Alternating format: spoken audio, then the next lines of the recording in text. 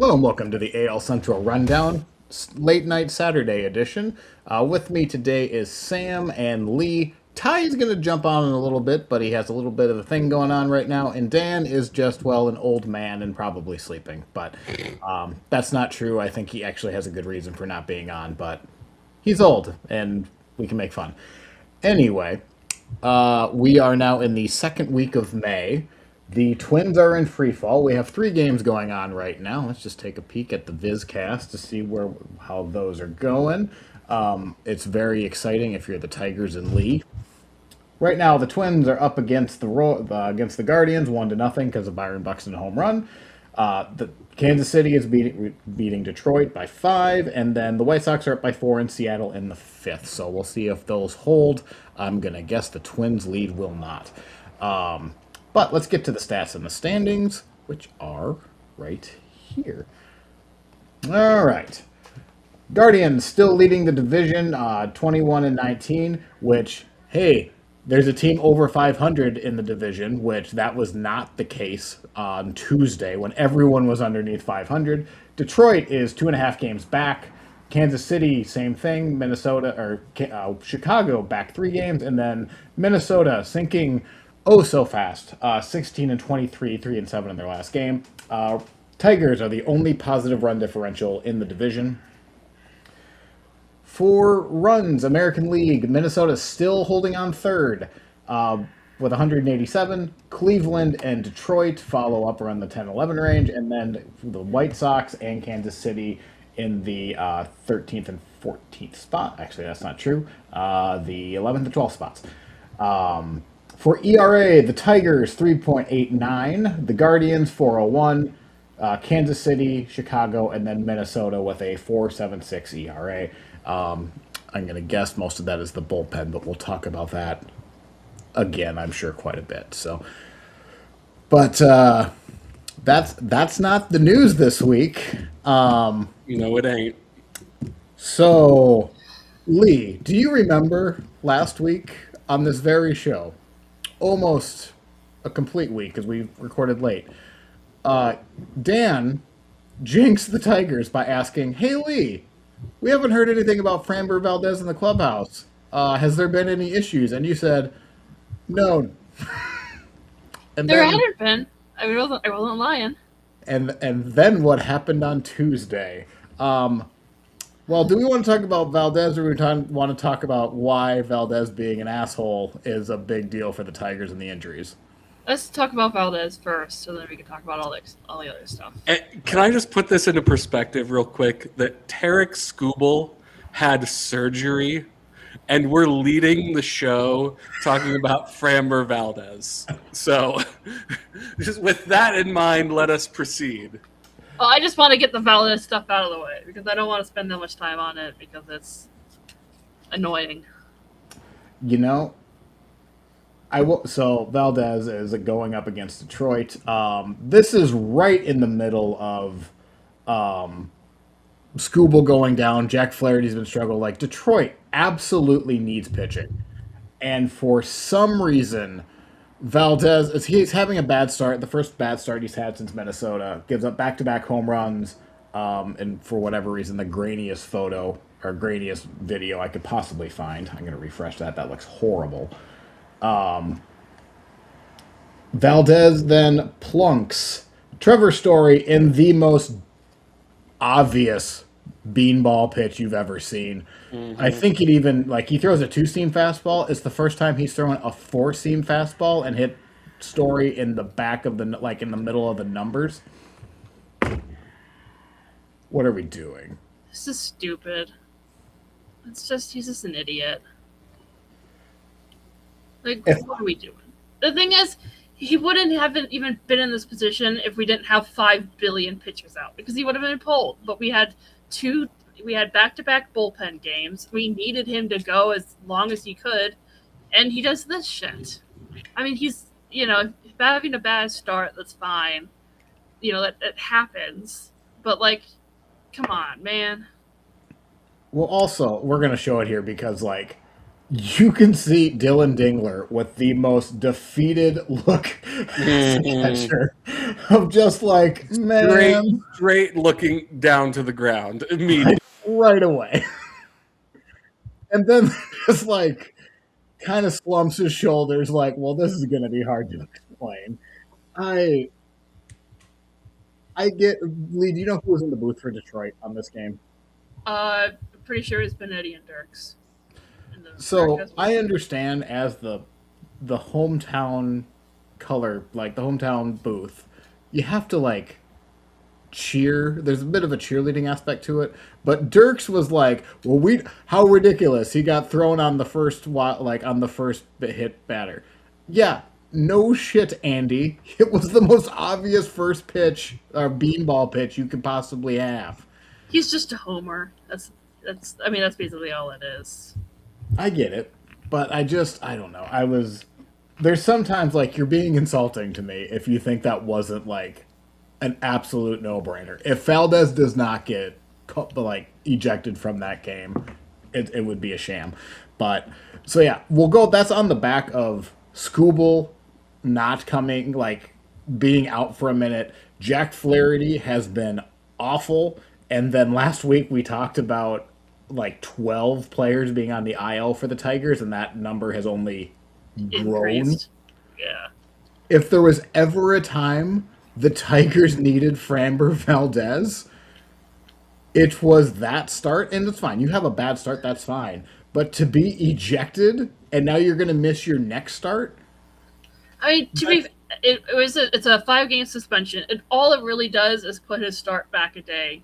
But it's just, this is our current rotation. Bullpen day. Valdez, Flaherty, who can only go 4 innings. Bullpen day. No, it's Keter Montero, then a bullpen day. Like, that's our rotation right now. It's awful. We don't have any more pitchers. You know how we have so many pitchers on the injury list. Will Vest was just added to the IL now. So we're down to, like, you know, we got Holton, Herter, Finnegan, and Kenley, I guess, who are the really only good ones. And, like, what are we doing here? Like, I'm going to be honest. If everyone else was fine and we didn't have any starting pitching injuries like this, I would not give a shit that Valdez got himself ejected and he's going to be missing a start. I wouldn't care. It's like, whatever. Kind of dumb. Move past it and then whatever. But, like, we have no one else to pitch. We can't replace him on the roster while he's suspended. So that's another pitcher we don't have. Like, that's what pisses me off. Like, I really would not care otherwise. But, like, the state of our pitching is right now, like, could not come at a worse time. Right. And that's where you're going in. This is just bad teammate behavior. And, like, it's not like Trevor Story is the first batter to get intentionally hit. That has been kind of a faux pas in the last, like, decade or so when it used to be much more commonplace. But Valdez was frustrated because he hit back-to-back home runs, which, by the way, when he hit his catcher last year was the exact same scenario. So, like, that's still fresh in people's minds. It wouldn't be such a big deal if it wasn't Framber Valdez who crossed off his own catcher last year, too. I mean, it would still be a big deal, but, like... But it wouldn't be, yes, like, everyone calling him a scumbag and a bitch and all this sort of nonsense if it wasn't the same guy who crossed off his own catcher last year. You know? And I think you mentioned that, Lee. There's been a lot of name-calling of Valdez and a lot of, you know, casting aspersions at his character as a result of this. I think to make it a little bit more tasteful, for me, and I don't know the guy, Valdez seems like the type of person who is made upset very easily. Yeah. He seems like the type of person who does not know how to deal with his emotions in a productive manner. Mm-hmm. No, like, he's been open about it and honest about it. Like, he has, like, I don't know what you want to call it, but, like, he talks just like a sports psychologist type of guy about his anger. Like, he's open about it. Anyway, sorry. And I think what I said in our Discord chat was that I think we can all agree that he would be a weird hang. Mm-hmm. Yeah. And so I think that it's a it's one of those situations where maybe this doesn't show that you're, that maybe this isn't an accurate depiction of your character, but it kind of seems like it might be, Right. you know. So I just think, yeah, he seems like someone who gets frustrated very easily. Yeah. And when you're a big league pitcher, you probably spent most of your life playing baseball, not getting frustrated. Yeah. And now you're in MLB and things happen that make you frustrated and you don't know how to handle that. That's my read on the situation. I know. I just I don't know that he's necessarily a bad person or outside of the field has issues. Like it's all on the field stuff. I don't know why people are calling him the worst person to play baseball right now when how many players are currently active who have beaten their wives? Like, come on, let's be serious here for a second. It's a fucking game. Can we he's a weird competitor, he's a weird dude, but how about we chill? Mhm. That's a touch.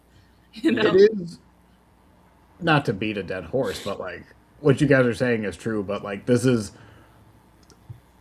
I'm not even necessarily people are going to call names, whatever. It's crappy. That's what the internet does. This is just being a bad teammate at the worst possible. This is absolutely showing Yeah. you do not give a damn. In totality, in totality of what is going on in Detroit right now, everything is falling apart. You are the rock, especially with Skubal out. You are the rock that it has to stabilize everything. And the first start, you throw a clunker, whatever, they happen.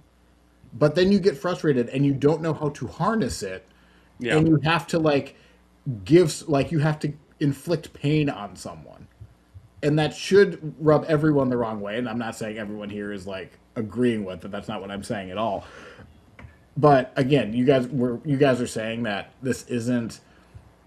We don't know him personally, and I do believe that maybe off the field he's a different guy. We all play sports, or we've all been competitive, and there is a part of that lizard brain that does get a little bit more intense than you need to, and he just happens to be one of the best pitchers in the world. But if you cannot take yourself out of that moment at the absolute worst time for you to get ejected, 2 back-to-back bullpen days, and the league's best pitcher went out, then the team's gonna have to depend on you, and you cannot hold your anger because you gave up back-to-back home runs. That you got to inflict pain on someone else. That you have to. I think he was also pissed because there was a big bat flip, which okay, I think it was a bit much of a bat flip to be going up 10 or whatever, but also don't give up 450-foot moonshots. And it was also tipping pitches or is being relayed from second. But it's not that's an excuse, but he was getting pissed about that, and it's just, come on, just take one for the team. Just I get and they were relaying, and I think was that Eric Hosmer that had a good breakdown on that. I think he did. Yeah, that was aggressive. But they're doing that. They're doing legal. that. Legal. You're allowed to do that. Right. That's part of the game. Giving away and I don't know. I just our opinion. Go ahead. The other thing is, he is a baseball player. That is the thing we watch him do. Yep. We watch him play baseball. We don't watch him brush his teeth. We don't watch him go to the grocery store, So what he does on the baseball field is how we're going to judge him. Yeah. That's how we're going to evaluate him. Yeah. It's just crappy, but do we have any other thoughts on Framber? No. No, let's move on to the more positive topic of Tarek Skubal having surgery. Which of these two things were you less looking forward to discussing today, Lee? I think the Framber one, because Okay. Yeah, I mean, because it just sucks. I mean, Skubal is just At least I don't know. I don't know where I was going with that. The I mean, Framber thing just pisses me off. The Skubal thing is just sad. I will say, like, if I were you, I would be much more furious about Valdez because, like, Tarek Skubal doesn't want to be, especially this year, he does not want to be injured. I think I don't know. I think by the time the Valdez thing happened, I was too dead inside to really like care anymore. So Fair. Tarek Skubal's going to get a record-setting contract, no matter like, unless he just absolutely imploded this season. I don't think him getting injured is going to prevent him from getting a record-breaking contract. So before we get into it, I'm so sad that he's going to get his. Oh yeah, I'm heartbroken that he's going to get all his money. so let's actually we haven't actually said what it is. So like or not Torres, goodness, I was looking at MLB trade rumors. Skubal went on the IL with loose bodies, which I'm not gonna lie, outside of last month when Edwin Diaz went down for the exact same thing, I had never heard of loose bodies in the elbow, but whatever. I had never heard of that either. So he's out what they thought was going to be maybe a little bit longer because there was only one loose body in his elbow, supposedly, but John Heyman has burned us before with information, so maybe take that. Yeah, before we get into it, can I just put some context in? It's a few hours before the game is supposed to start, and there's a tweet that comes out from John Heyman. It's like, Skubal is pulled from his start. It's believed to be precautionary. And then 15 minutes later, I'm not kidding, 15 minutes later, we hear, oh, he has surgery. He's going to be out for 2 to 3 months.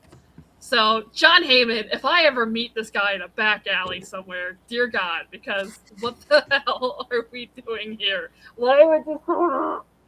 I think if you ever meet John Heyman in a back alley, it won't be on accident. Like somebody had planned that. I don't know where he got his information from, but I want him to shut up. Please stop talking. I mean, he has sources. I mean, this is where to play devil's advocate. He's a national writer. The beat reporters are 100% going to have that story have more accurate information than the national writer because Lee, we talked about it before we hit record. He's probably taking it from either Boris or someone maybe low on the Tigers' side. Where the famous sources close to the team. Right. You know. So I just don't know how he got that so messed up and then just like 15 minutes or whatever. I mean, this is Arson Judge we're talking about here, so but we will not forget. And neither will the Giants. So yeah, between that, who else went down? Glaber went down with an oblique. Torres is injured. Now, yeah. So Carpenter got pulled from today's game with his shoulder injury. I want to talk a little bit more about Skubal specifically for what his timeline and coming back from. So Heyman said, again, I'm not going to take his word for it. He said there was only one loose body, which has been confirmed elsewhere. But he also said that he could be coming back in 6 to 8 weeks, which is a lot shorter than 3 months that we were thinking about a couple days ago. However, there's a lot of talk now about how does Skubal and Boris want to play this in terms of making sure that he gets the most amount of money 5 months from now. Because I know 2 things about Tarek Skubal. One, he has said repeatedly and multiple times that he's a competitor. He wants to win a World Series in Detroit. He's going to go all and give it all out, etc., etc. I also know he wants to make a fuck ton of money. And I also know in Game 5 of the ALDS last year, he came out after 6 innings. Now, he threw 99 pitches in there, but a lot of people, if Skubal doesn't come back right away, or he slow plays it, or he doesn't go long in games, a lot of people are going to start saying he just wants to get his money. I kind of want to hear your guys' thoughts on all. That's not.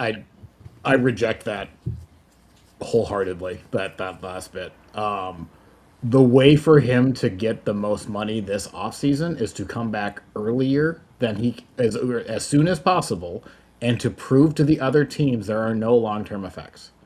Sitting on the IL for longer does not accomplish that. That does much worse. That's what I was Yeah. kind of thinking too. Yeah, I agree. I think for him, he needs to at least show that he is fully healthy by the end of the season. Right. Now, maybe he comes back from this injury and he's not quite as good as, we've seen in the past.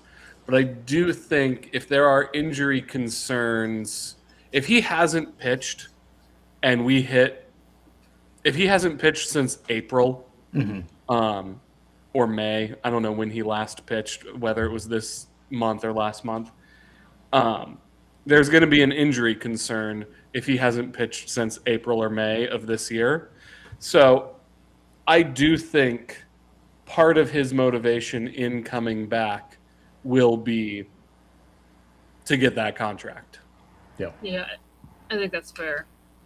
Yeah. And it's also not like this is I don't know if there's a risk of having looser bodies, No, if you know what I mean? Like, it sounds like the return is basically like a lot of it's like waiting on the stitches to heal up, basically, because it's all it is just you go in and you take out the little piece of the bone that had cracked off, and like that's it. It's not like there's ligaments to repair or tendons or muscle. Mm-hmm. It's literally just put the skin back together and then wait for the stitches to heal up. Yeah. It's just and then building up endurance again. And I also have a question about this because it was reported that there was only one loose body. Is there a difference between having one loose body and having two? I guess it's mostly about if there's more loose bodies in there, then it could like cause more damage or like yeah, sure. and stuff. But my thing is, if they're going in, they're going in. Yeah. I mean, whether there's 1, 2, 3, however many, I mean, that's not like you're getting your elbow operated on no matter what. Yeah, I guess like it's one of those things where it's not like you can play with it and you can play pitch through it. So, like Diaz said that he's been dealing with this for like a decade and it just finally reached the point to where he needed to get it worked on. And like Skubal said, he's like, yeah, I've been feeling something all season. Glad I figured out what it was. Like, Right. So it's a thing that like it just kind of like you have stuff in there and like stuff breaks off and whatnot. Especially if you have multiple surgeries, your elbow's just gonna get all messed up. But I guess it's like a matter of more bone chips equals more pain or more stuff moving around or like more risk of stuff tearing. That would make sense to me. Because, like, if pitchers especially are going to know if there's literally anything different about their arms, it's how they make their entire living. So that would make sense. I feel like the whole loose body thing, whatever. This seems like medical technology is caught up because, like, I mean, if you take an MRI or a scan of any pitcher's elbow, I bet there's been loose bodies that we haven't known about for 30, 40, 50 years. Only now they can maybe diagnose it better. I don't know. I guess it's because like what Diaz said, like he had that for a decade. It only becomes an issue when it's like actually impacting like his performance and stuff. Like he's feeling even more, or like it's causing more pain. Like Skubal's been pitching with it for the past however long it's actually been an issue, and he said, "Yeah, I knew something was up, but like it wasn't really causing an issue." Yeah. I do think it's kind of funny that this isn't Central related, but Diaz was with the Mets, who are notorious for like turning down contracts because of medical ailments, whether it's Kumar Rocker or it was Correa or whatever a couple of years ago. That the second he leaves the organization, the Dodgers get him, and now it's like, oh, I've been dealing with this for a decade, and the Dodgers, who obviously like they did a test and they scanned and they did all their due diligence, I'm sure, before they signed him. But he goes to his next organization and it's like, oh, well, now he's kind of damaged goods. But I guess that's just a 10. It's also one of those things, I've said this before, it's one of those things that makes me really happy that I'm not a professional athlete. Because at one point in my life, I was diagnosed with a hernia on my left side. And my doctor asked me if I wanted to have surgery. And I was like, nah, not feeling it. Yeah. Don't really want to have surgery right now. And it's like, if I were a professional athlete, I would have to have surgery on that. I would have to miss the whole season. Like, I'd have to recover from that surgery.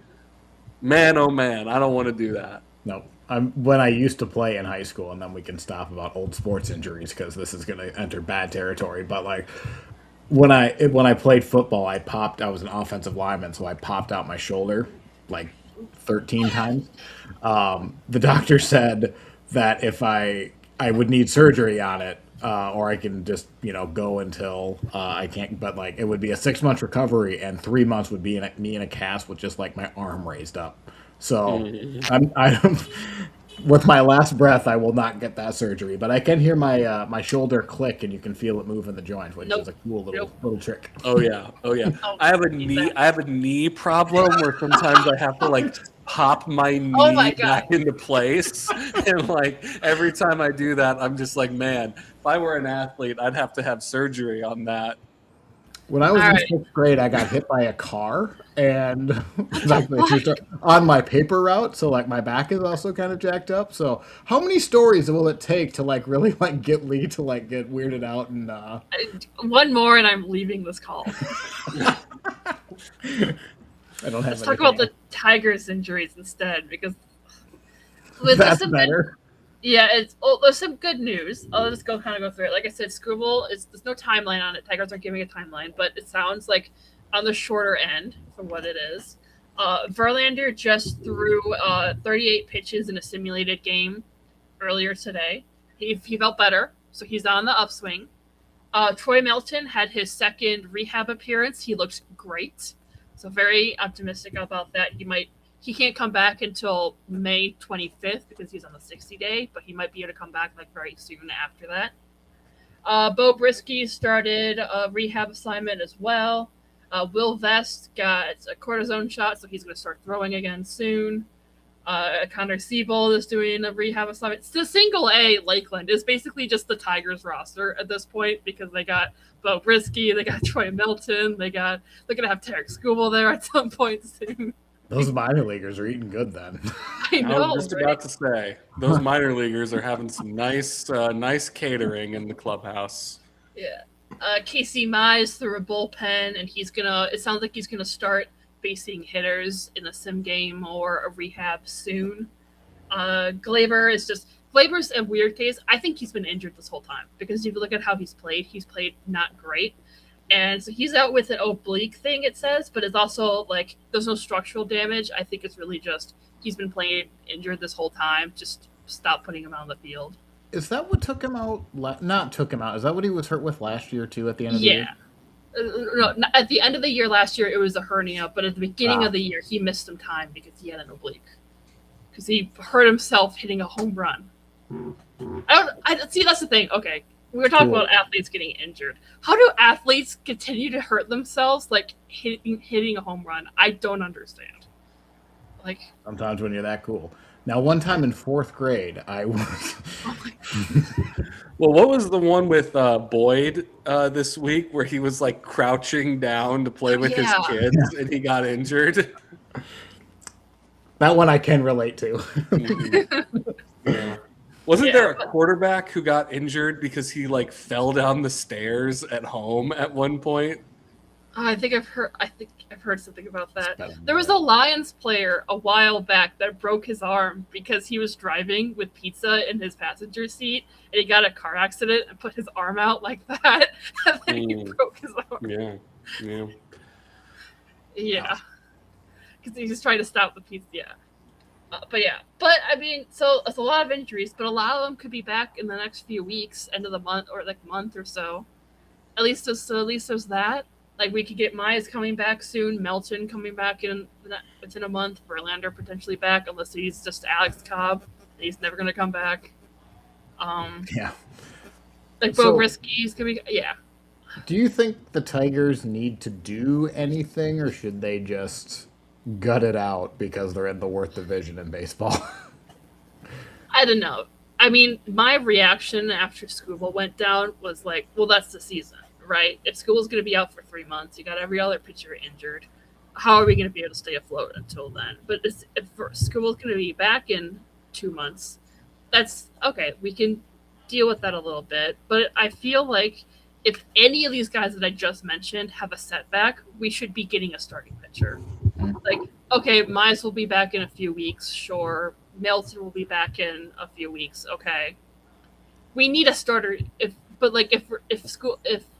Melton isn't coming back until mid to late June, if Verlander has another setback, if Mize isn't coming back up, we should get another starting pitcher because currently we are running with 2 bullpen days a week, and that is not sustainable. We cannot do that. This bullpen is not good enough for that. We did that at the end of 2024, but that was some Linsanity run where every pitcher in that bullpen was having the best year of their careers, and that cannot be replicated because the guys we have in the bullpen right now are not that good. Yeah, I'm not sure what I would necessarily. I think I would just gut it out for another couple of weeks and almost make this division make me blink before I make a move and make an early trade or something like that. But I guess what I would say is if we think that on May 31st or the end of the May we don't have Verlander and or Mize, that we should be looking at the market. We should be seeing what's out there. So Right. 3 weeks from now, if we're not back up to having 4 guys in the starting rotation, we should be looking around. Or if we don't think we'll have them by then. We just do not have the depth because I think last week Dan asked me, well, what about Sawyer Gibson-Long? How's he doing? He is now also injured. Everybody is injured at the major league level, the minor league level. It's It's a rough go. But very this is the worst that can happen, right? All the injuries are done, right? Well, Carpenter just got pulled today from today's game after he ran into the wall as Bobby Witt Jr. hit his 17-foot home run. Mm-hmm. Yeah, The so Royals maybe won 5-1, by the way. That happened just a moment ago. The time of the game was 2 hours and 4 minutes. I thought you were hey, about Ty to say Madden time looked of pretty death. good outside of the 3-run homer, so I'm counting that as a win. If Ty Madden could be a rotation guy, that would be amazing. I do think Yeah, that but Birch Smith was the one who gave up the inside the park home run. Birch, we're Bobby. cheering for you, buddy. To be Oh, fair, man. it wasn't really Birch. He gave up 2 doubles, and then Carpenter gave up because Carpenter, it was just down the right field line, super easy. But Carpenter, I don't know what the hell he was doing. He does it instead of playing it off the wall. He tries to run and get it, but then slams into the wall and misses the ball as it goes careening into the corner, and then he's super slow getting to it. And I'm like, what the fuck are you doing? But apparently he injured his shoulder when he was doing that, which, by the way, completely unnecessary. He did not need to do that, and now he's potentially hurt. Anyway, not the point. I'm really annoyed. Is Kevin McGonigal allowed to do anything by himself, or does he have to be escorted by someone? Well, Kevin McGonigal is currently slumping right now. He's hitting 150 in the last 9 games or something dumb. He also had an error today. McGonigal did. Everybody on this goddamn team cannot field to save their lives, so I'm not surprised. I don't know why our defense has been terrible. I'll talk about it when we get to the Royals. If you want to talk about the one Tigers-Royals game that's happened, because, oh my god, I'm going to kill myself. Anyway, not the point. Yeah, like you said, Eric, this team is currently the most injured it will be all season. We just need to tread water. Mhm. I don't doubt that this team will be a good team in August and September and October if they got there. They need to actually get there because depending on how big of a hole they dig themselves, this team might not make the playoffs. It doesn't matter how good they play in September or August. If this team has dug itself into such big of a hole that it can't get itself out of. That's what I'm concerned about. They've lost 5 in a row now. They got swept by the Red Sox, who suck, and they lost 2 out of 3 to the Royals, a team that they swept 3 weeks ago. So, I don't think the Royals are a bad team, but these games are so winnable. Right. They're just not winning them. Anyway, I think that's enough for me, though. Yeah, that's fair. I don't even want to get into Zach Short because I whatever. mean, you could. It's a little bit interesting, the merry-go-round, but yeah, spend like 2 minutes on him. Yeah, so Zach Short is a shortstop, utility guy. I don't know, but he was on the Tigers from like 2021 to 2023, and then he was DFA'd or whatever. And we recently, last week, Tigers traded for him. This is what they did. They traded for him to cash considerations. They DFA'd a minor league reliever and sent down Jace Young to the minors. Called up Zach Short to play a singular game where he had a pop-out bunt and an error. Then DFA'd Zach Short, called up Jace Young. Then Zach Short clears waivers, refuses minor league assignment. Tigers sign him to a major league contract and send down Jace Young again to make sure that we have Zach Short on the roster. So, yeah, it's just a weird series of moves. Like, I guess they really wanted him on the roster. I mean, was this just like salary maneuvering or like resetting the clock on someone's contract, or like what was this all about? I'm not really sure. I mean, to be fair, I don't know enough about like contracts, how it works. Because I think when he was on the Nationals, it was like a minor league deal, and then they traded him and they brought him up, and so it converted it to a major league deal. I'm not quite sure how it worked. I don't get. I get why they want him on the roster. He's a shortstop who stands in the right-hander batter's box for all the good that does him. But I don't get why they DFA'd him, bring up Jace Young, and then sign him to a major league deal. And like, why DFA him at that point? They really wanted him on the team, but they didn't realize that he would refuse the minor league assignment. Like, I don't understand that. But whatever, I guess. I'm assuming, like, did you say he got DFA'd for Glaber? No, it was just because they wanted to send him down to AAA, I guess. And he chose free agency. And then they signed him to a major league deal. I don't get what the point of that was. I'm going to get, because, like, did Glaber happen after that? Because I'm assuming they just needed an infielder and, like, anyone who could. I mean, it was right about the same time. So, like, maybe, I guess. That would be my guess, but also if Glaber's been playing injured all year, it's not like this snuck up on the Tigers unless he just really aggravated it. But it's who knows? Good for Zach Short. Like, I don't know. Like, I kind of cheer for those guys to get his opportunity. And, like, Lee, I hope he makes you eat his words. And I'm sure you would just be heartbroken if Zach Short just decided to be a really good player. It'd be the worst outcome. No, I mean, it's not like I have anything against Zach Short. It's just that he was on the team when it was bad, and he was bad. And I mean, I've watched him for 2 days, and he sucked for 2 days. I don't know. I know why we need him on this team, because we need another shortstop, and he hits right-handed. But, like, I don't know why we went through all the effort to get him. It's just a thing. I don't know. I don't know what the Tigers are doing. It's front office confusing me. It is whatever. Weird. It's weird. So, okay. Let's move on from the Tigers. This is depressing.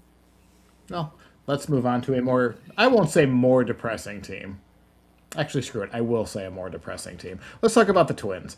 So, Taj Bradley went on the IL today. So, he has another weird injury. It is a inflammation in his right pec. So, whatever. Don't think I've ever heard that. So whatever. Yeah, the thing right next to it's the booby muscle if you're immature. No idea how long he's going to be on the IL. I would think minimum, but who really knows? It's just a muscle strain. Who freaking knows? Or inflammation, whatever. He's been really good. It's kind of a bummer, but also like the season doesn't really matter. How much does the season not matter? Joe Ryan last Tuesday threw 2 pitches threw to 2 batters and then asked to come out. And my brain was like, well, if he's out for the rest of the year, he will probably be on the team next year. And like you'll have Pablo Lopez back, Joe Ryan, Tosh Bradley. You might have a good rotation next year. That's where my brain is already going. So it's going well in Minnesota when they're 3-7 in their last 10 and not showing any signs of life. 1-1 in the fifth in Cleveland for the Twins, by the way. Let's see if that bullpen can collapse another lead. But I would say I'm at the point of the season. Next week, we're going to do our 40 game mark, even though it'll be closer to 45 games. But screw it. We're going to do it next week anyway. I think it's just time for the Twins to just officially wash this season and start getting ready for the next one. So it's time to cut the fat. And these are just, if I was the GM right now, these are the moves I would make because I'm more interested in this first round of players. I'm not even necessarily going to call up all of my top 100 prospects. There's a few guys I'm about to mention on here that they should give a chance. But I want that first wave to be like my fringe AAA guys that could work themselves into a role. I want a longer look at them, or at least the first look at them, so that I can either cross them out for next year or be like, okay, we'll see what happens later. So here's what I would do right away. And this first name, it's just going to save the team. I'm going to DFA James Outman, hoping he gets claimed because I don't want him in the organization. And I'm going to recall Ryan Kreidler. Famous number one fan of the Ryan Kreidler fan club, Lee. How do you feel about Ryan Kreidler? Is he a good baseball player? He is not a good baseball player. He is a fantastic AAA player. Oh my God, there's a spider on my monitor. Jesus Christ. That's what you get for disparaging the good name of No, Ryan look, Kreidler. look at. I don't know if you can see this thing. Look at that. Oh yeah, I mean, it's kind of blurred, but just smash him. Okay, yeah, give me a second. She goes off camera. So anyway. This is what you come to the AL Central rundown to see, ladies and gentlemen, is us having spiders on our monitor. Anyway, I'm gonna recall Ryan Kreidler, not because I think he is a world-beating, save the franchise type guy, but he's replacing James Outman, who is a good defensive center fielder and does nothing else well. He runs well. I take it back. Outman has played 28 games, and he has had 35 plate appearances. He's had literally 7 starts all year. He has not been playing. What's that? I said, okay, he's got 4 hits in those 35 plate appearances. Yeah, do you want to look at his OPS plus? I have that listed, but it looks real good, right, with those 4 hits? Ooh, it's -1. Yeah. So he had a good year with the Dodgers 4 years ago. It's time. Call it. It was a bad trade. It's not like Brock Stewart has done any better for the Dodgers because he's injured. But I'm over James Outman. Yeah. I want Ryan. Go ahead, Sam. I feel like you're saying. He finished 3rd in Rookie of the Year in 2023 with the Dodgers. Yeah. So. But he strikes out way too much. I think his strikeout rate is 35% over his last couple of years. And I get why they traded for him. Well, kind of, not really. But I could at least see hey, let's give a flyer on him. Let's see what we can do. But they couldn't do anything with him because he's terrible. I'm going to call up Kreidler because, one, he has an 800 OPS in AAA, which I've talked about numerous times. AAA is very hitter-friendly, so that's only just over league average, so it's not that impressive. But he can play basically every position except first base and catcher. And he can do it well. And I don't necessarily care if he gets 5 plate appearances a week. I don't think Ryan Kreidler will care if he gets 5 plate appearances a week. I just need someone I can depend on late in games that I can bring in for a defensive substitution. And if the game goes sideways after that, I'm just going to probably give him a pinch hitter anyway. So he runs well. He does a lot of things well if he's the 13th man on your bench. I'm calling up Ryan Kreidler. I would then DFA Cody Clemens, who was about this time last year, was picked up from the Phillies, had a nice run. He has a 85 OPS plus this 85 OPS plus this year. He didn't finish the year strong. I think he has like a 90 OPS plus in total with the Twins, going back, including that nice stretch he had. He made $1 million over the last year. I don't think he thought he would do that. It was a good story. I am then calling up one of the top prospects. I'm going to call up Kalen Culpepper. Not because I'm going to have Cody Clement. I'm not going to have him play first base, which is what Cody Clemens has been doing. But I'm going to call up and let this domino fall, and this will go on to my next player. I'm going to call up Culpepper to play short. I'm going to move Brooks Lee off shortstop because he has proven in the first 2 months or in the first 40 games that he cannot play shortstop. And I'm going to demote Royce Lewis because he has 2 options left, which is not going to go well because Royce had a couple quotes. We'll talk about them in a second this year. Or we'll talk about them. I'll talk about those quotes in just a second. I don't expect Culpepper to really... He's not going to be in the Rookie of the Year category. Like, he's not going to be in the Murakami. He's not going to be in the McGonigal, the Bazana, whatever, Carter Jensen.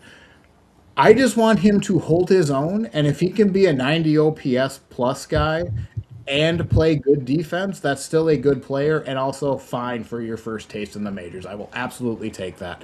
Brooks Lee, while I'm not the highest on him, he has shown he can hit maybe 20 home runs, and that'll play pretty good at third base. But even though he is stretched at shortstop, I think he is a good second baseman and third baseman. And I like that role for him. I also kind of just like him as a infield utility guy. So, but right now I think they need to make a call on Royce Lewis because we talked about him last week, so I'm not going to go into it deep, but his OPS has only dropped since then. He also had a couple quotes this week that on first reflection made you think he was very self-aware. He had a quote basically saying he's worried about, playing time and that he knows that he needs to perform better and that there's people coming for his job in the minors. Basically just saying yeah, I am worried about my playing time. I'm not playing well, that type of stuff. But then when you follow the rest of that interview, it really just kind of shows that I don't believe Minnesota is going to be the place he turns around, which is a real shame. The rest of his quotes were something like he believes he doesn't know if there's someone in the organization cheering against him, and that because it's his second year of arbitration, that he's going to get expensive and the Twins might get rid of him anyway. And you're listening to this or reading this, and you're just thinking, buddy, you have a 60 OPS plus.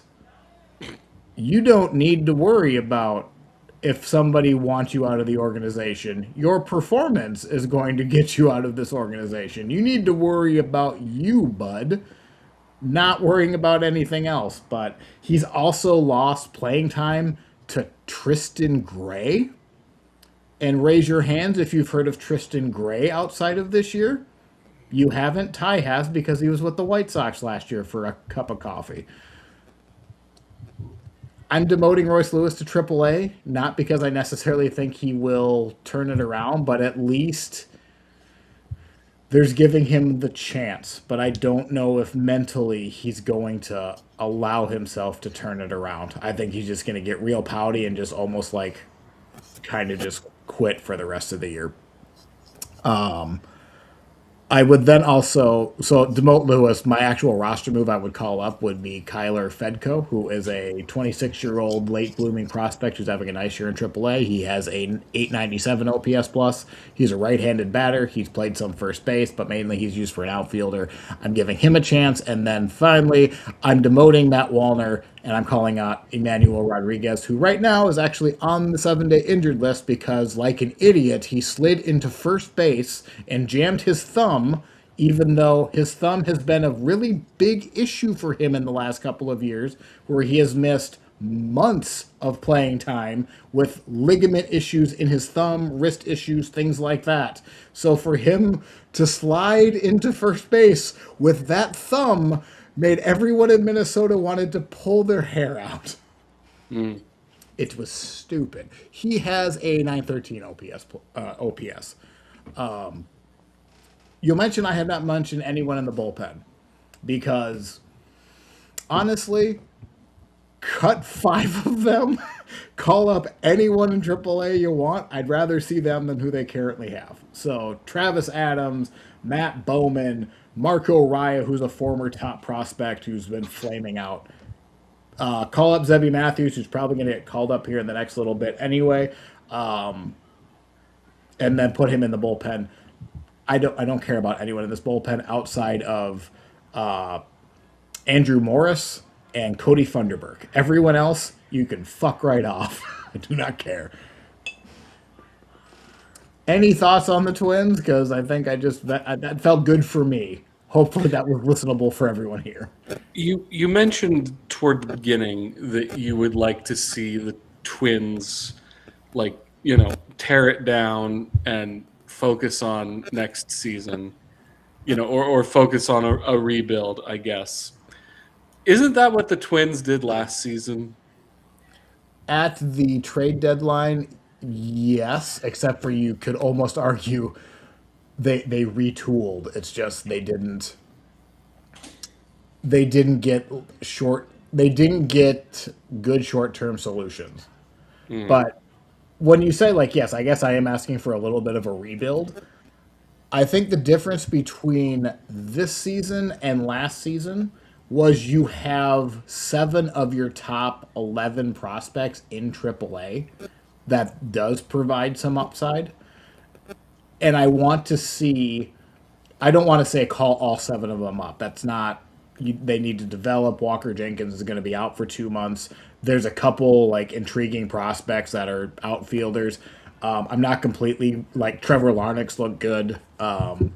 These are the first moves I would make because it's not looking like any hope that I had of this team overachieving and at least remaining competitive for a couple of months.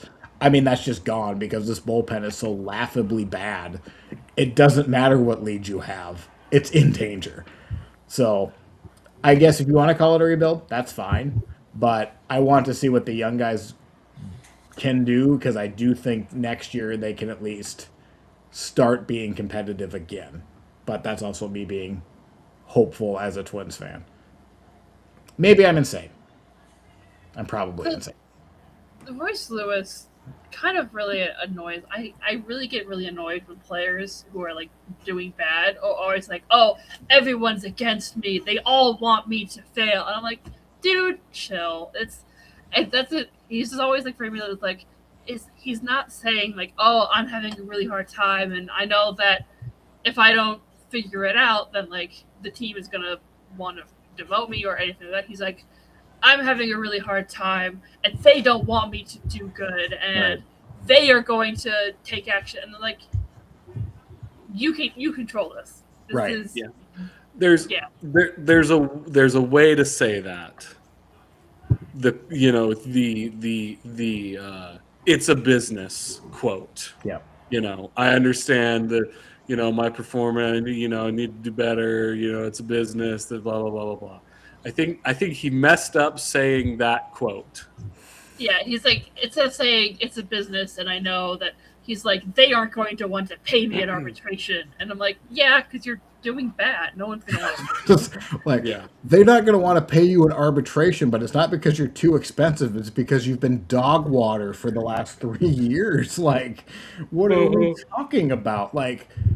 The first half of what he said. You could argue, okay, he's being self-reflective. He's going through it. But, there is, I guess, something to be said, he's being open and honest about it. Because he's cutting a vein in front of the audience, right?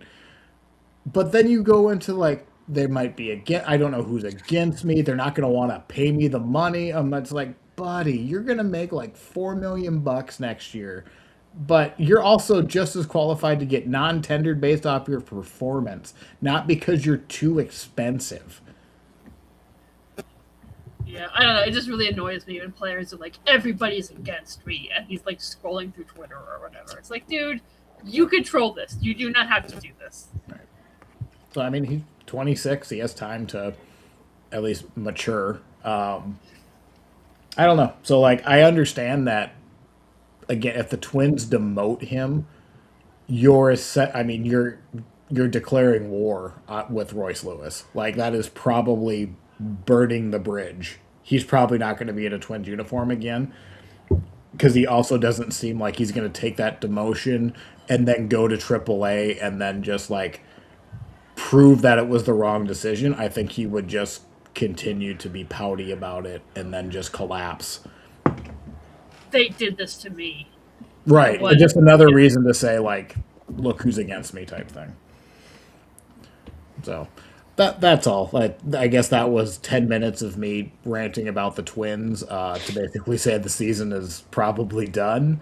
I don't think they're going to play this bad this entire year, but I at least, like, if I'm going to watch a crappy team, give me some players who I might be able to look at for the next 7 years and not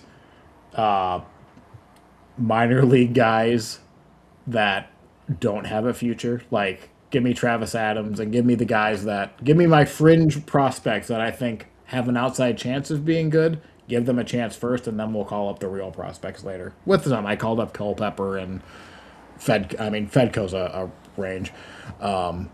rangy player. But anyway, that's probably enough about the Twins. Sam, let's talk about the Royals.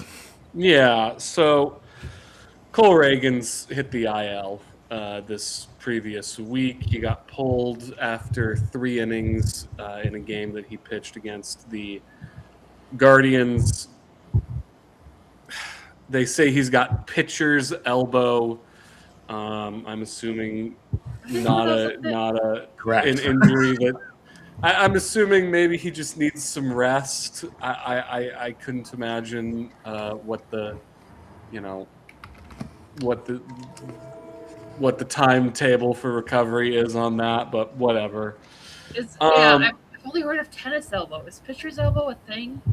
I feel like pitcher's elbow is he needs TJ. That's what that's what pitcher's elbow is. I've made this joke a lot, but is this like the Carlos Estevez? You have pitcher's foot, and like somebody stomped on it.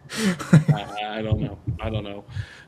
I think with Carlos Estevez, it might be more in line with you have died of dysentery because he did not look good in his rehab appearance, and he's being put on the shelf as well. But yeah, Cole Reagan's. You said they're shutting him down. What was his velo? Do you know? Did it spike? No, I think it was higher than it had been. But I think he was still having discomfort, and so I think he's on the shelf for I think at least a couple weeks. Discomfort through his foot. I'm assuming his arm. I'm assuming this is the real injury, right? The foot that someone stomped on when he walked in the day after. Bad outing. Did the mask just slip? And like Carlos, like you got to remember, it was your foot that was actually brought you on the IL. Remember? What do you mean your shoulder hurts now? No, it was your foot. Remember? Yes. So.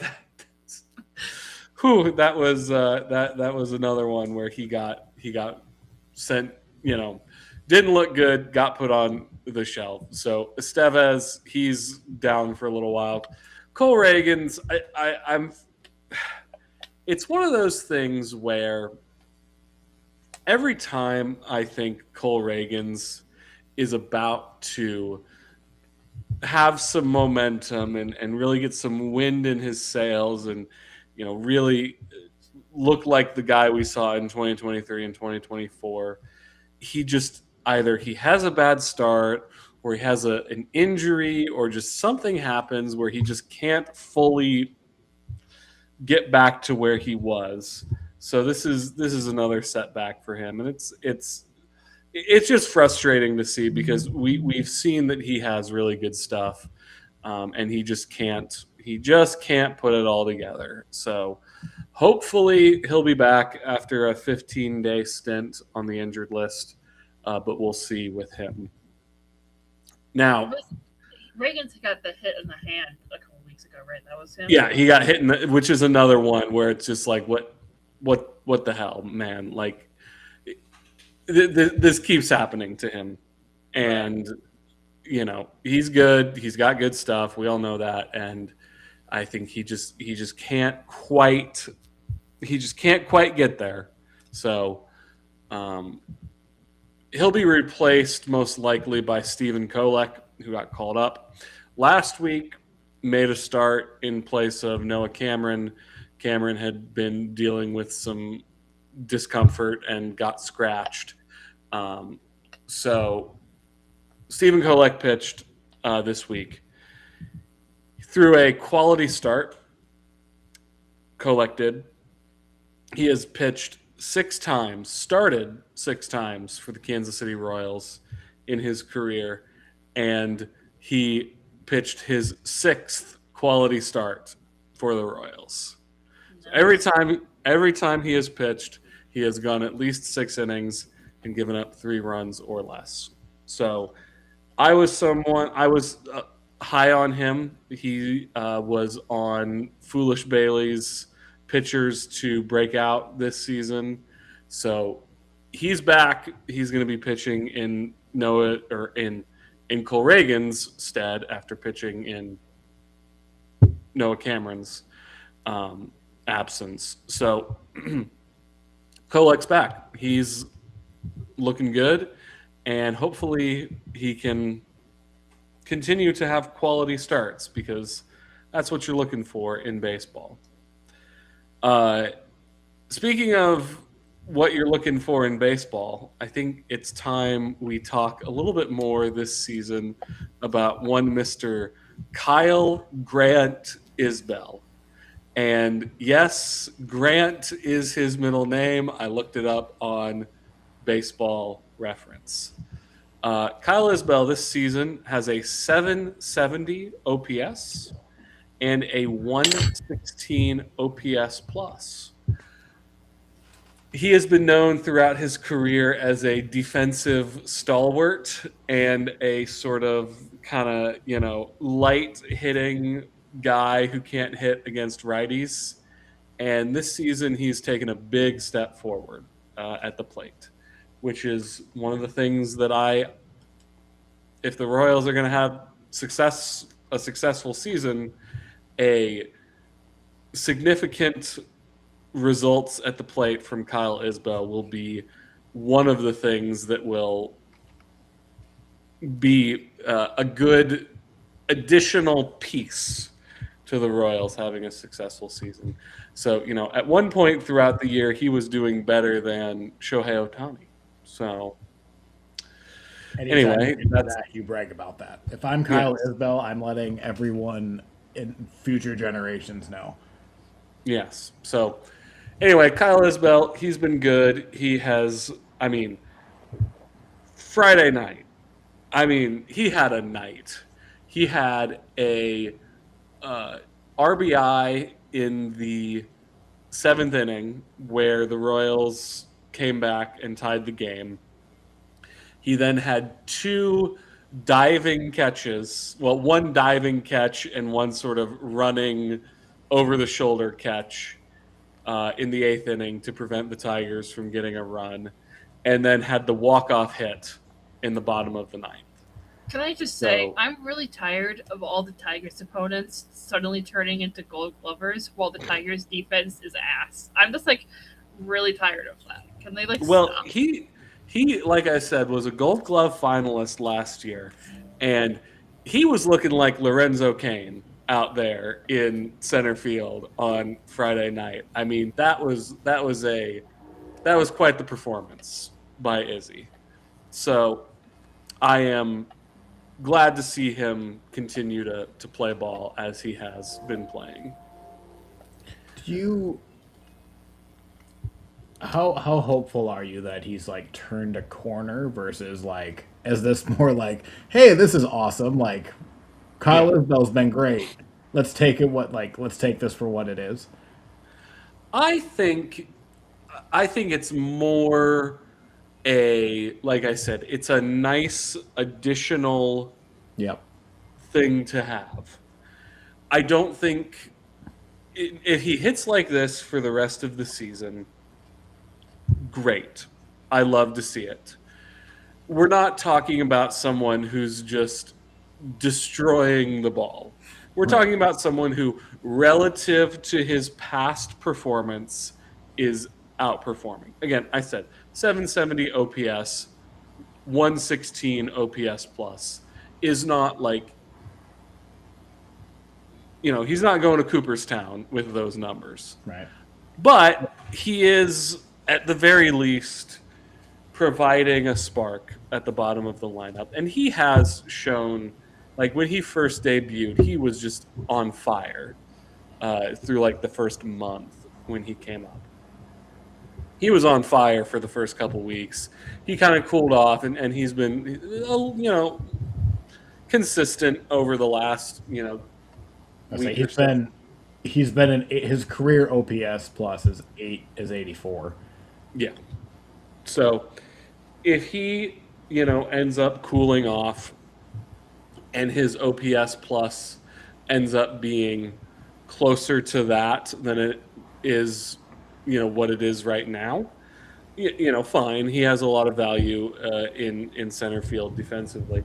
But, if he puts up 100 OPS plus at the end of the year, like that's good for you, buddy. Well, especially with center field.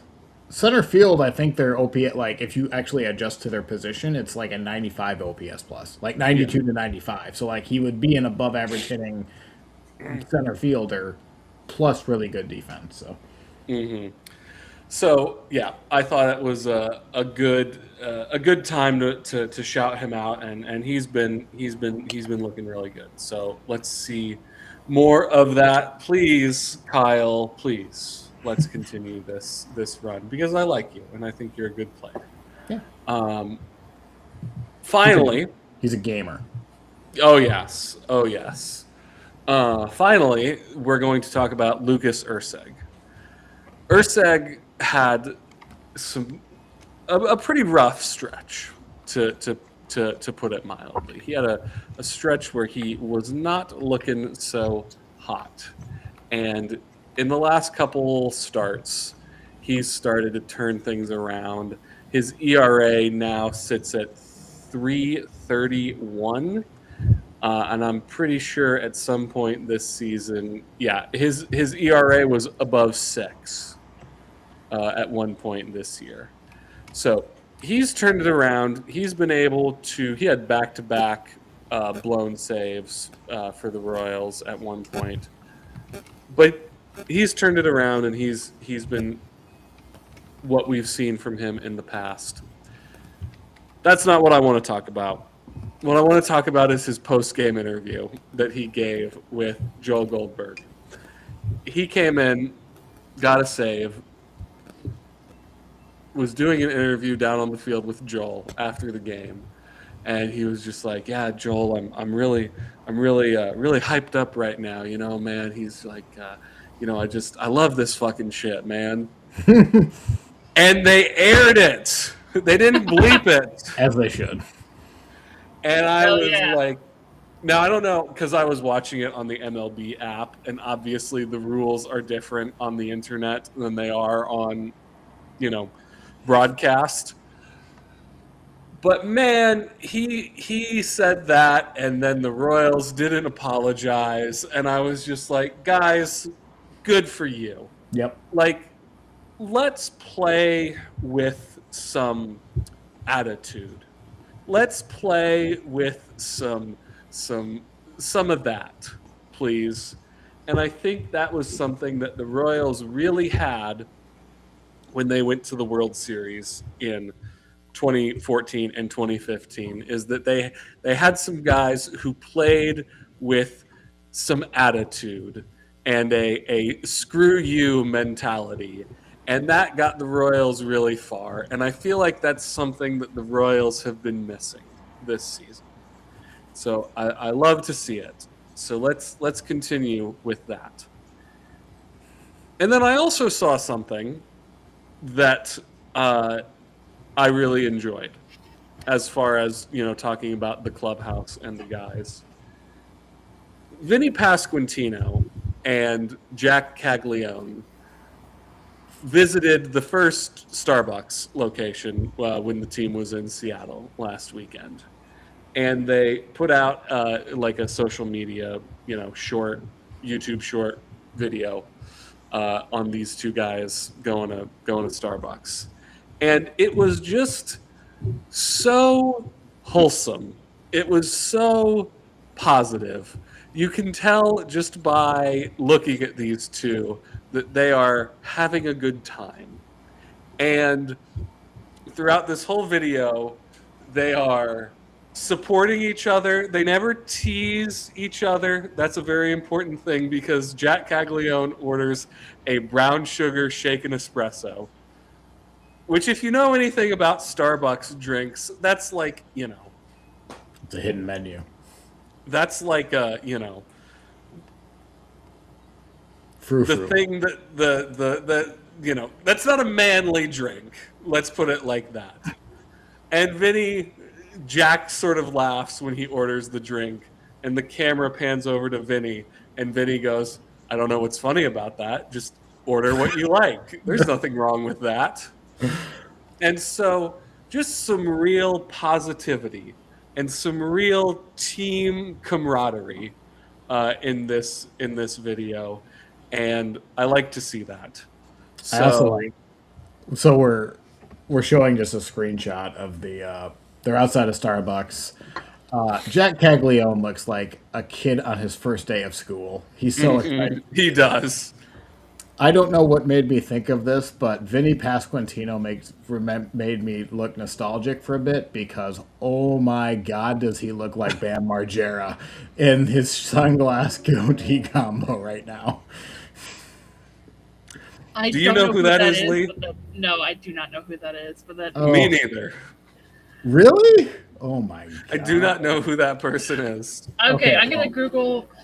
Bam. Oh my God. Oh, but anyway, I need Dan here. These two, skateboarder? I think. Do you guys ever watch Jackass? No, I don't watch Jackass. Okay. I was well- not a Jackass watcher back in the day. Well, shame on both of you. The things that come up is what is happening with Bam Margera, and why did Hulk Hogan think Bam was dead? I don't know. Hulk Hogan had a lot of crazy thoughts, so like maybe let's not talk about And that. continues to do so. No, he's dead. Well, as of very recently, he Yes, I get you.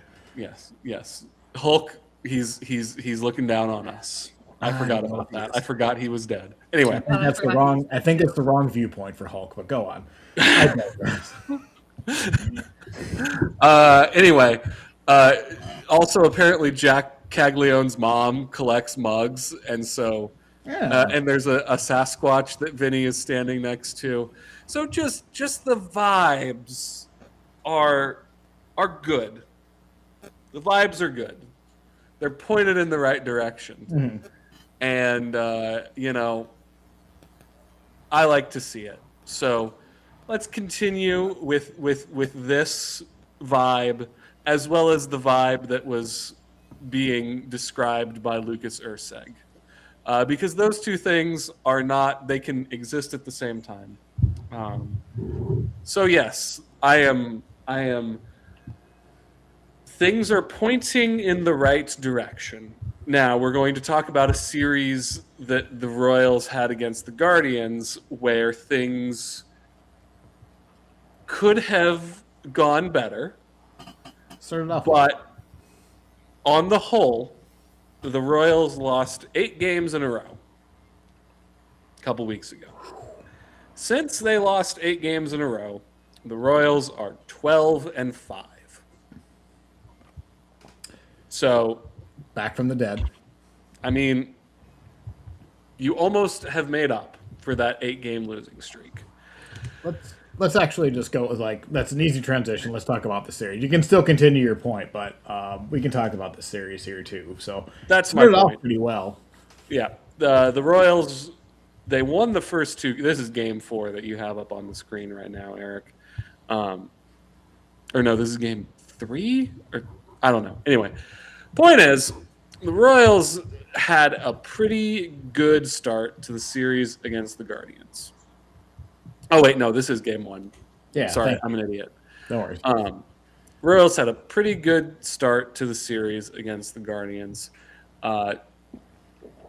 Monday night, they won 6-2. This is the game that they had Nick Lofton came through in a big spot. The Royals got some runs late in the game. You're showing the highlights from Game 4. That's what confused me. Sorry. The Royals in the 4th inning, I believe it was, got a couple runs. The Guardians were up 2-0, and Carter Jensen was called out at the plate on a 2-run RBI single. The Royals challenged it, and it got overturned.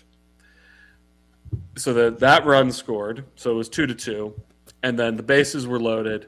Nick Lofton came up and got a 2 RBI single to make it a 4-run inning. So that was a moment where the Royals were really able to capitalize just on, getting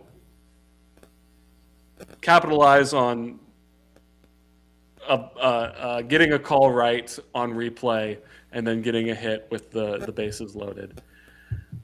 So that was a good start to the series. And then Jack Caglione hit a home run later in the game, as did Isaac Collins as well. It was Jack Caglione's bobblehead night. So that's always fun when a guy hits a home run on their bobblehead night. All right. So there is 100% a bromance brewing between Jack Caglione and Vinny Pasquantino. Oh, I mean, that's been a thing forever. And I mean, brewing is the correct term because we were just talking about coffee. And thank you for picking that up. Thank you. Yeah. And, Team Italy, these two have been,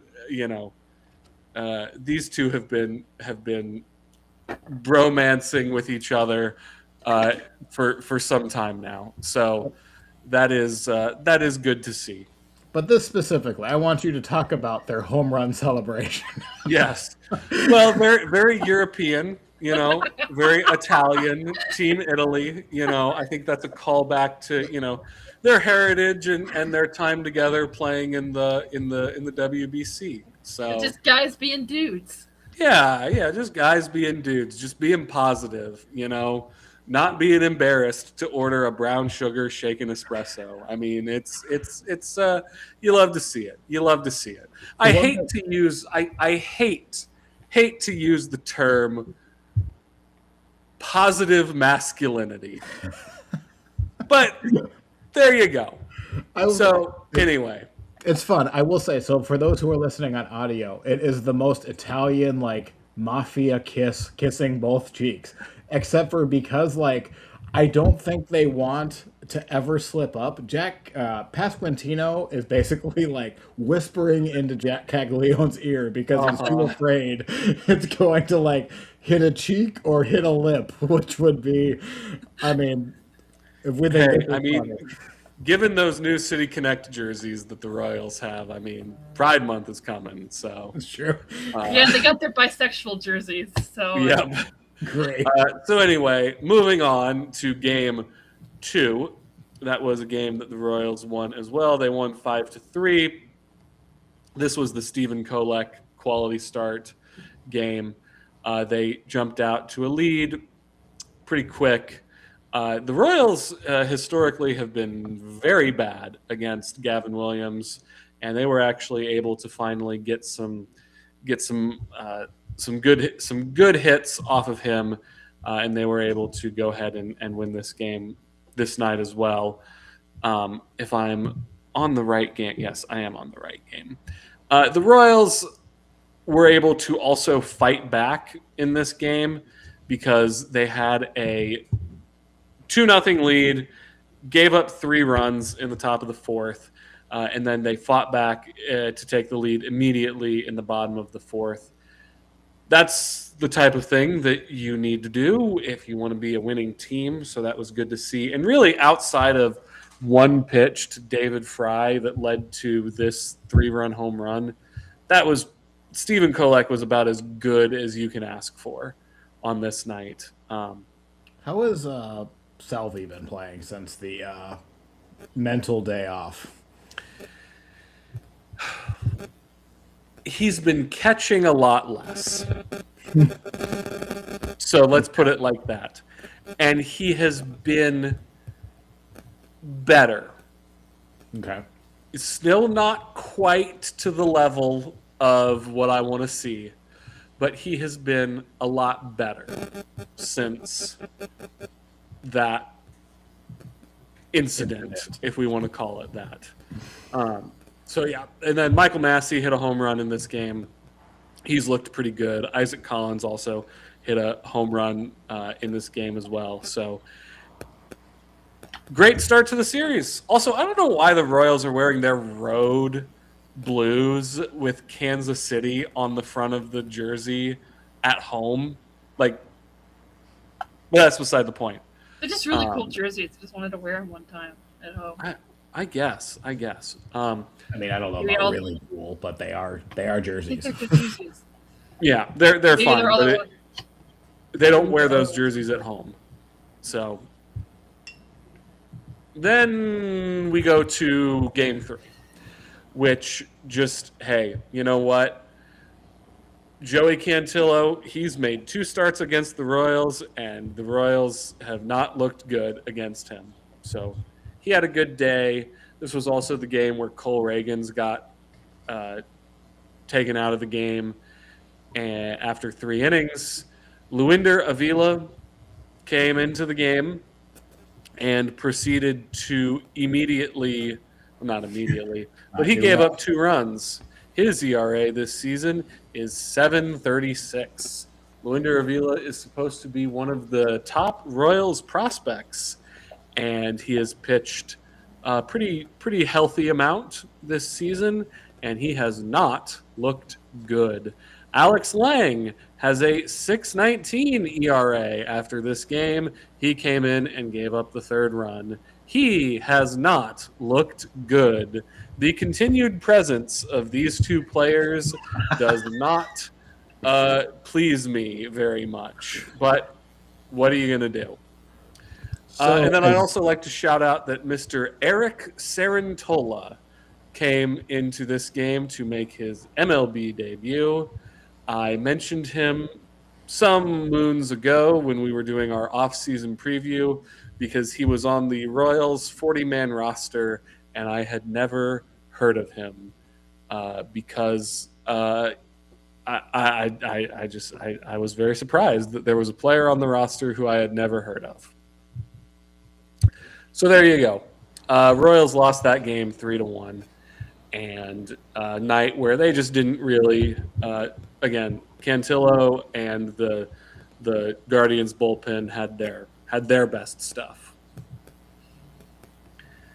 Game 4 was not one for the record books.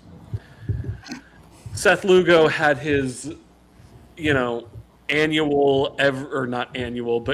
every 4th or 5th bad start where he just came out and completely did not have it. Guardians got a 3-0 lead in the 1st inning. Royals put up a bit of a fight late, but then the bullpen came in and gave up 3 runs in the 7th inning to the Guardians. This is the story of the year, as we know. I bet you can guess who gave up some of those runs. That's right. It was Alex Lang. And then Eric Sarantola followed up his very good MLB debut with a very bad appearance out of the bullpen. So that wasn't fun. And then the Royals, after they were down, put up a bit of a bit of a fight late, but ultimately was not enough. So, Royals and the Guardians split a 4-game series in Kansas City. I'm not going to say that that's a failure. I'm not going to say that that's a bad thing. I'm not going to say that they didn't, get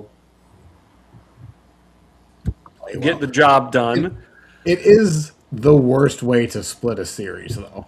Exactly. Yeah. And this I think has been a microcosm of what we have seen from the Royals in the past few seasons, which is you have an opportunity in front of you to do something really good. You have an opportunity to do something. And instead, you do just enough. You just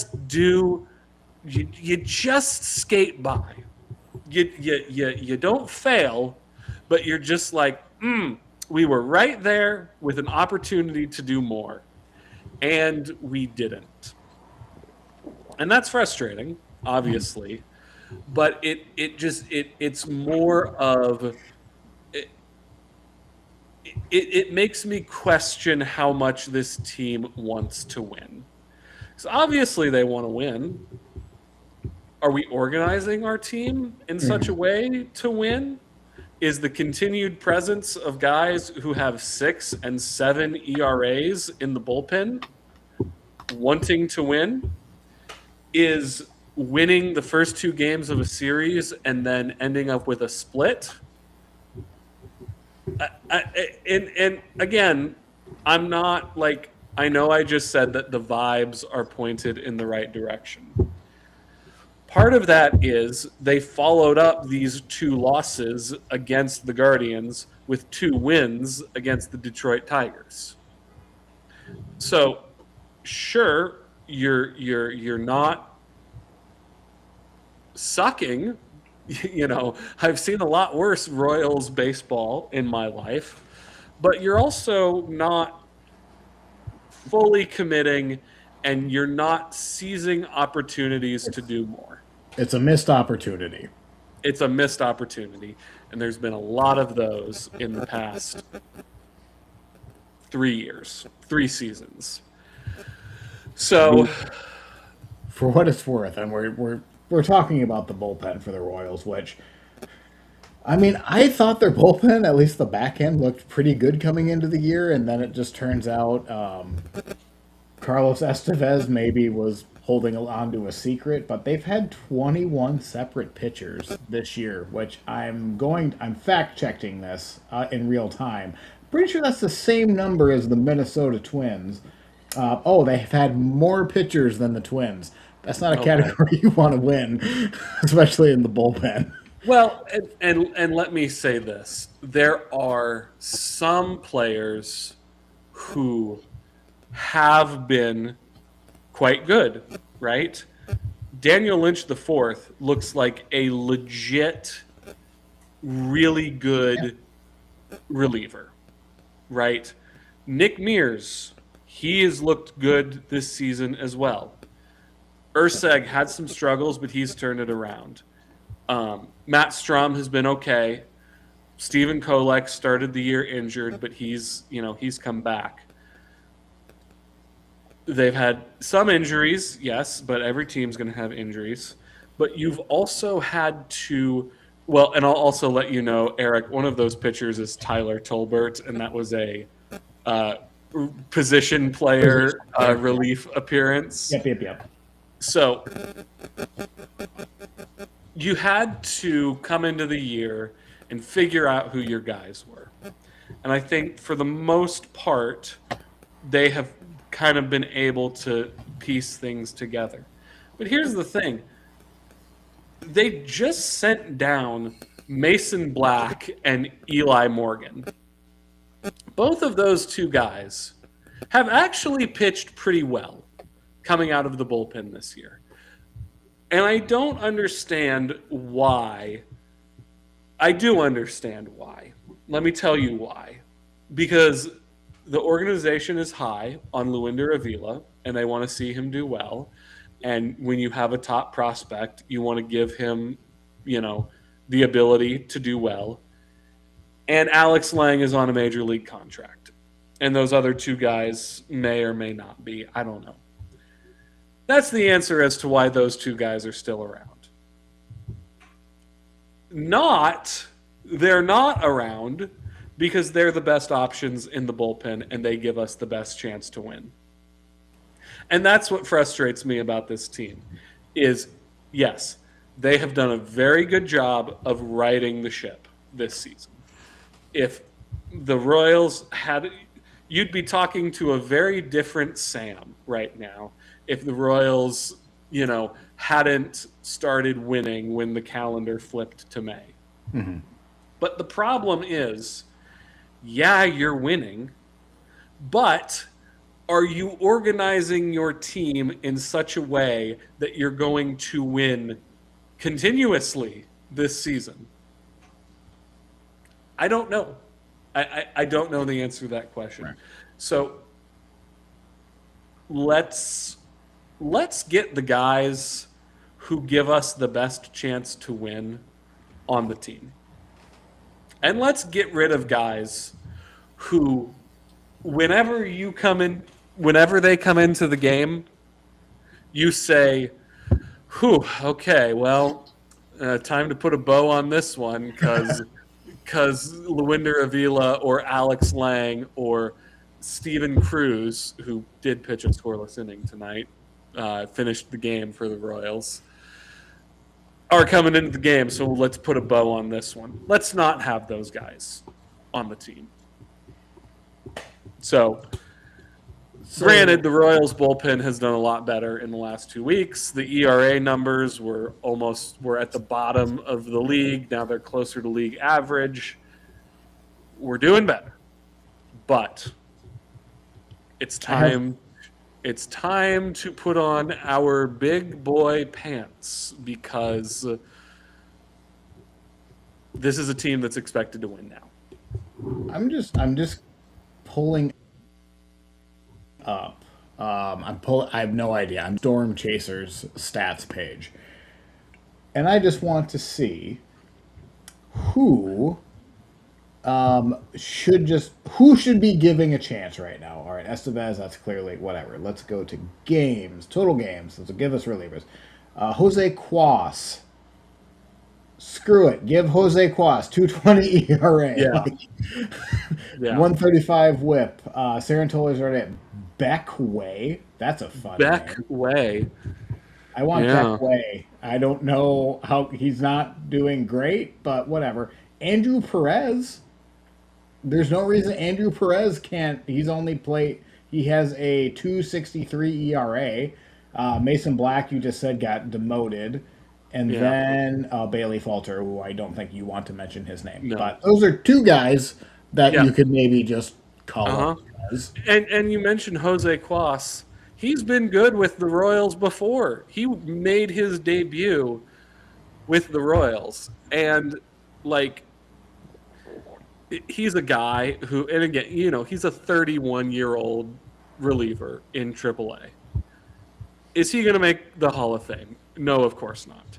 Is he going to, however you want to slice it, he's not, I'm sure he's not the answer. Right. But you're telling me that a guy who's been good in the past for the team, you can't give a shot to? And especially because he's someone who was delivering Amazon packages during the pandemic and was a position player who was drafted out of college and retooled his career to be a pitcher. We don't want to have that guy on the team. Well, also, not for nothing. You only need him to throw 40 good innings through the next 120 games. Yeah. That's possible. You just need to find the guys that can do that. It doesn't need to be predictive. You just need to find the guys that can luck their way into 40 decent innings. Anyway, that's my series recap. That's my opinions on the Royals. That's fair enough. All right. So we have So we should. There are two other series going on, but we don't know they're in the middle of them because we're recording this on Saturday. We're typically it's Sunday, and we'd be able to talk about them a little bit more in detail. But we're going to kick that to next week. So to be determined on the Twins Guardians and then the Tigers Royals right The now. Royals won that series. Oh, even better. So then we can just give those who need a point then. So I'm just going to share my screen here, and we only have one prediction to make next week. It's Kansas City at Chicago, and he gets a 0 here, 0, 1 for Sam, 1 for Ty. Boo! I do not get a point. For the record, I would have picked Royals if I knew Skubal was going to be out. But, that wasn't Too late. Yet. Yeah. So why don't we? We'll have to get Dan and Ty's predictions later. But Lee, do you want to go first on this, or would you like me to? How about you go first? Oh, Sure. and Sam just died, I guess. So one series, Kansas City at Chicago. I mean, I'm not going to pretend that the White Sox are a good team, but they are third in the division. Which, again, we talked about at the start of the episode. This is not the most impressive division in the league. But they are playing maybe a little bit better than I expected. Yeah, fun fact, currently the Tigers and White Sox are tied for third now after the results of today's games. I don't like that. It is weird. I'm gonna be honest. Over the course of the next month, if Tigers aren't like third or fourth by like 10 games, you should all be ashamed of yourselves because this is gonna be a really bad stretch for the Tigers here. The White Sox are winning games. Yes. That doesn't mean they're a good team, but they are in fact winning baseball games. They're in a good stretch.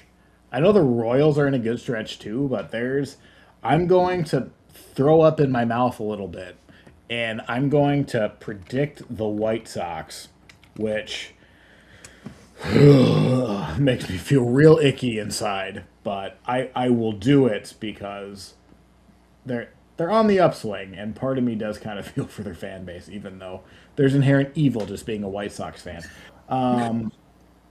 Sam or Lee, who would like to go next? I'll go.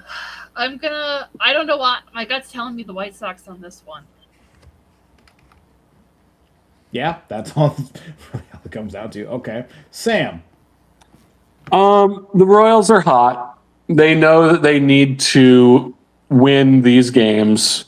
And I think that what we've seen from them in the past, 2 weeks, they have turned a corner. So I'm going to go with the Royals to win 2 out of 3 in this series.